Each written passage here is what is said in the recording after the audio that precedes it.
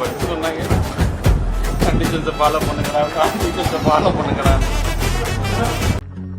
என்னடா நடக்குதுங்க? ஒருத்தன் கூட போன் எடுக்க மாட்டீங்க. உள்ள வந்து அவன் முடிச்சிங்களா இல்லையா? முடிச்சிடலாமா?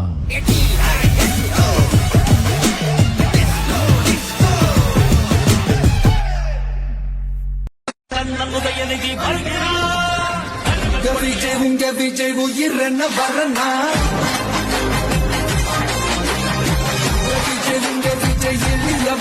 என்ன கேக்குறாங்க, நீங்க ஏங்க நிக்கலன்னு. இதோ நிக்கிறேன். இங்க நிக்கிறியா? நீ நிக்க வேண்டிய இடம் எது இல்ல.